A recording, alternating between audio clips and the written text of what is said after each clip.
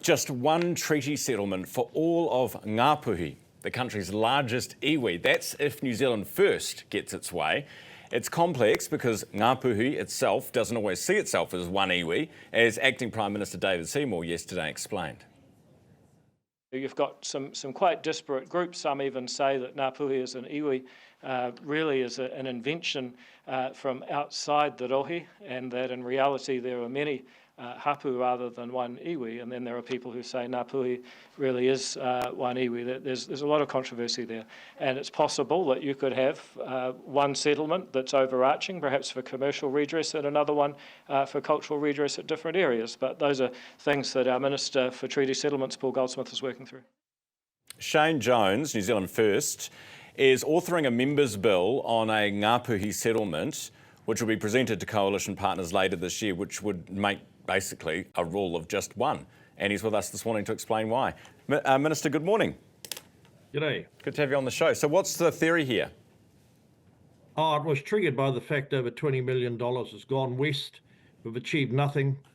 The bickering amongst the Ngāpuhi factions has gone on longer than the Afghan war, Brexit, the Iraq war. And I'm obviously from the north. I know a lot of these people. I know the history. The taxpayers can't afford to pay for this hamster wheel wastage of time, human capital and money, and we are never, ever going to tolerate any inclusion of hapu sovereignty into our bill. Okay. Are you just buying your... I mean, you might present... Well, first of all, do you think your support partners are going to... Your National and ACT are going to support it? Oh, look, I think that if we break the Ngāpuhi claim up into 5, 6, 7 or 8 pieces, it won't be dealt with before 2040. And I think that's a gross indictment for the North that 200 years after the treaty, 25 years of internal bickering. And there's other models. There's the Fisheries Commission model. It took 10 years to sort out internal governance and matters like that. And my bill will be based on the successful 1992 full and final settlement of the Fisheries commercial settlement. If each individual hapu that you're talking about doesn't like what you're doing, and you know this will be a change that'll be forced on them, that they might want to do individual deals, and that this bill would decree that no, it must be one, do you not just risk further delaying the process, and then once you guys are gone and the next lot come in, they'll undo it and we'll start the whole thing again?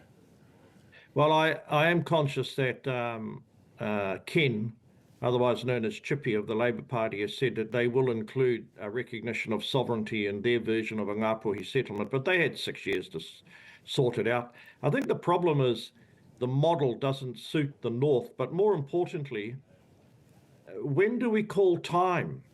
When do we put a line in the sand and say, right, this is the settlement that we're prepared to acknowledge, we'll hold the money in escrow, we'll pass a bill that enables you to participate and finance it over the next 20, 30 or 40 years.